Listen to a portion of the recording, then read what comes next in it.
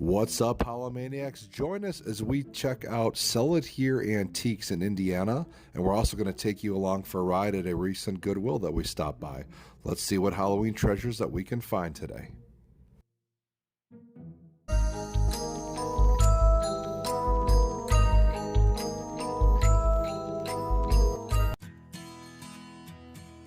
Alright guys, so welcome to Sell It Here. Now this store is actually pretty big. It looked like it was probably an old department store that they kind of repurposed into an antique shop and collectible shop, but it has a lot of different aisles, and with the collectibles, vintage, antiques, more modern things, so crafts, I would say craftiques, so it's a lot of different things. Yeah, this is another place that could take you easily a couple of hours to go through. Just a wide variety and vast selection of items, and of course we were on the hunt for Halloween, so we were out to see whatever we could that relates to all things Halloween. It's always hard this time of year, but we did find some cool vintage Halloween books here. So the first one being Gus Was a Friendly Ghost, and this is something that I love this book. You'll probably have seen me say it in other videos, but yeah, it was a cool one. We just recently got the copy off of eBay not too long ago, but we found one in person. And this one was in really good shape, and because it was so hard to find a really good one online, we took this one home as well. So I guess might as well stock up when you can find them in good condition. And this is a pretty old book as well, I believe. Yeah, it's from the 1960s. My grandma had it, and yeah, I remember always as a kid just being in love with all the illustrations. But this wasn't the only book that we found. This is definitely one that I think attracted us to this booth, but we continued to look, and then we found another one called The Weenie Witch here that you'll see. Never read this one before, but we like the cover art on it. And I think this one was from 1968, I believe it was. Yeah. So pretty old as well, and in relatively good condition also. And that's also the same year for any fellow Detroit Tigers fan. World Series, 1968, Denny McLain, 31-6. That's right. So that's another passion, especially for Joe here, baseball. Absolutely. But yeah, going back to the book, definitely cool. I love the vintage graphics.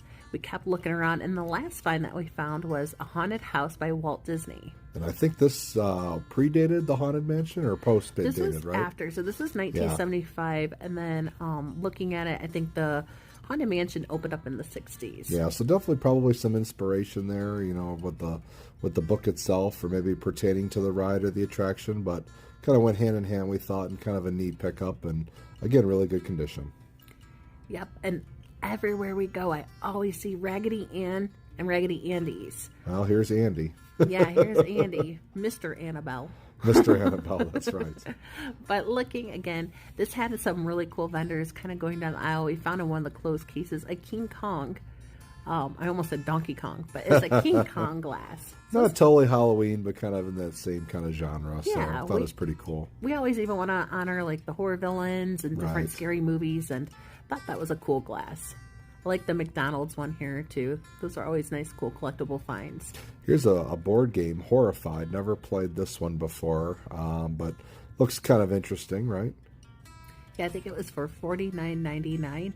Looks like one of those cult classic games that you could pick up more modern, but yeah, I'm still on the hunt for Witch, the vintage game. Joe always laughs at me because I'm like, one of these days I'm going to find it. One of these days. This was cool, and I've noticed it's become really popular all of a sudden, is 3D printing. And we found one vendor that had a bunch of 3D printing products, and one of them was actually a jack-o'-lantern. So that's kind of neat. I'm kind of not too with it, I guess. I'm a little behind on the times, but still, nonetheless, it caught my eye, that jack-o'-lantern. It's a pumpkin. That's right. And just wanted to show, this isn't really Halloween, but it just goes to show you what you can find here at the store, and it has a lot of cool antiques. So kind of looking around, I like looking at all the old containers and the toys and just little whatchamacallits. Ooh, skeleton there with an eagle on top. That's kind of interesting.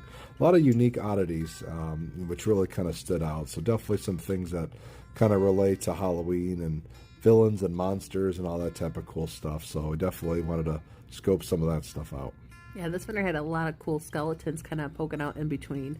But at last we found a blinky flashlight in original packaging as well. Yeah, so I think a lot of these were popular, at least made in the 80s and 90s. Not sure what this one in particular is, but it was in good condition, especially with the wrapping on it. And Yeah, I love those classic. Yeah, given the price, $15, I mean, we don't have to pay shipping if you were to buy one online. So we thought it was a pretty solid pickup, and especially to have it in its original packaging. This is cool for all you Billy Bass singing like the fish fans. Here we found one which was Jaws. So it looks like he would do the same thing. He would sing to you and kind of remind me of that same mechanics. And yeah, just a little tribute to Billy Bass. Doubt the batteries would have worked, but it would have been cool to pull that out and kind of see what it did, you know. I know, but watch, we would do that and it would break. Yeah, you break it, you buy it. That's right. I hope you like it because you got it now. That's right. Binks, is that you? This is, of course, it reminded us of our own little black cat Binks, and was more of a modern take on the cookie jar for $49.95. So, again, love the design. Thought it was cute with the little hat here, and it reminded us, of course, of our little Binks. And this skull with salt and pepper shakers and the eye sockets actually reminds us of the logo of a restaurant back home called Bonehead's Barbecue. And we'll definitely take you guys there this fall. They deck it all out for Halloween. It's amazing food. But we thought this is pretty cool because it definitely strikes an accord with that restaurant back home. And here was more of a modern day blow mold that was probably released in the last couple of years, but still cute nonetheless. We love some of the modern ones, even though we gravitate towards the vintage ones. Yeah, a lot of cool Department 56 stuff here, which if you're a fan of antique Halloween villages, anything of that sort, you've got Lemax, Department 56, and Spooky Hollow.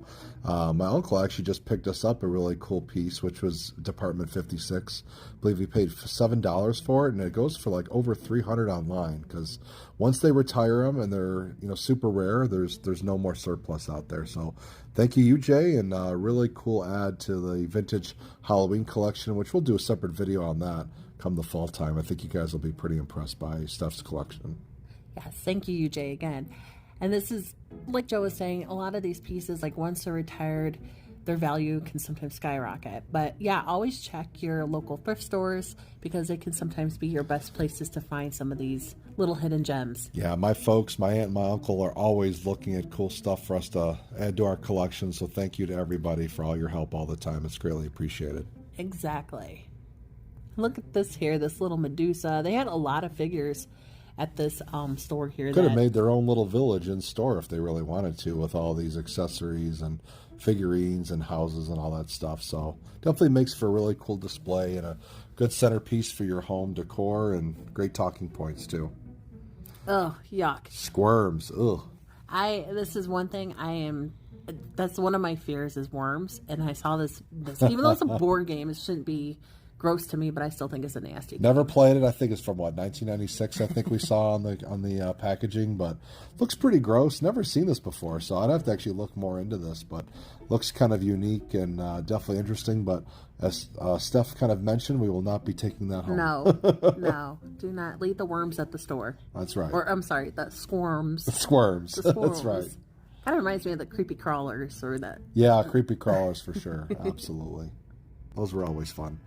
But as you can see, this place has it all. I mean, they even have appliances on the back wall here. There's just shelves and cases of stuff left and right. You could really get lost in all the treasures and all the collectibles here. Some craft type of looking stuff here. You see the ghost up top. So definitely some handmade stuff. Candle holders, which are kind of Halloween themed as well. The bride and groom skeleton right here is shown. So definitely a wide variety of different stuff that we kind of found at this place, which was definitely interesting.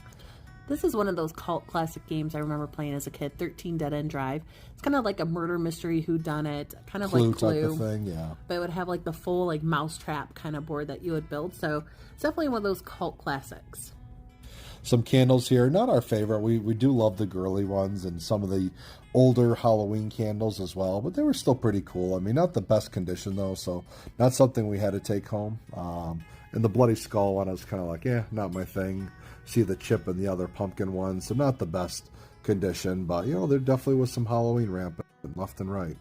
You know what's funny, Joe, too, is after we got done with the shop and I started to look at things, I started to see those candles. Go figure. It's how it always goes. But we did end up going to a Goodwill store, so this was close by. We saw some cute little Halloween things, nothing that we ended up taking home, but here was a cool little vintage, probably 80s, 90s plush. And I think it was only 99 cents. So. Yeah, not a bad deal for you. Oh. You're looking to pick something up and, you know, just kind of thrifting, antiquing, rummage sailing, whatever you may call it, you know, just really kind of gets you in that Halloween mode as you kind of start to see some of these things make their ways onto the shelves. It's like, hey, you know what? We're getting closer to Halloween day by day, so that's definitely an exciting thing, and we've definitely got a lot of cool stuff planned for this year. Yes, and this was actually a heavy little steak, and here I got to live out my Buffy the Vampire Slayer action shot. Yes, I love that show growing up. But here, you know, it was actually a heavy little light up steak. I bet you it would look pretty cool if it was still working. And you'll notice such a big thing when you go thrift shopping to antique shopping, just the prices. Absolutely. Huge difference between some of your other retail prices out there, whether it be antique stores, craft shops, whatever it may be. You definitely can't pass the prices on some of these Goodwill locations. Yeah, because they could have some really cute things. Like I thought this sign right here was pretty cute too. And even on the prices too, you can't beat them. No, not at all. Pretty cool ghost assortment here. Happy Halloween, kind of colorful, pretty cool. So not something we had to have, but you know, definitely for the right collector or the right person looking to add some stuff, it was definitely probably a good addition. I think this was actually a huge candle. Yeah, that's right pretty here. cool. $1.99. Yeah, actually the one. White Barn Candle Company, which is pretty good. It's a good candle. I don't know why we didn't take that home. I kind of like it now that I'm rewatching it and replaying it here. Storage. Yeah, that's Storage. true. But here, you know, this is cute. Little happy Halloween. And again, it's like another Binks alert. Just like we have orange alerts, we're going to have Binks alerts. There you go. Absolutely. Another spotting has been cited. Another detection of Binks. And I think that's going to do it for this section here. But we are going to show you what we ended up taking home here. Alright, so we are back home, and I wanted to share some updates of what we got. So the first one was being Gus Was a Friendly Ghost. This book came out in 1962, and let's take a look inside. So this book reminds me so much of my childhood because honestly, I remember going to my grandma's house and she would have this book there, and I would always sneak upstairs or in the room to read it because it just was such a captivating little story for probably a 5-year-old at the time. And yeah, just loved all the illustrations. And ever since we have been on a hunt for this book, like at first before we found it, we could not find it. Like it just, something was wrong with it, or you know, whatnot. Just not in great condition. The price was a little too much for what they're asking for. But now I swear, since we have gotten this book, now we are seeing it everywhere. So this is probably like the third antique shop now that we have seen it. Next up is a book that I never heard of, The Weenie Witch. So this is from 1968. And again, I just love the cover art on it. Just that old illustrations is just really cool.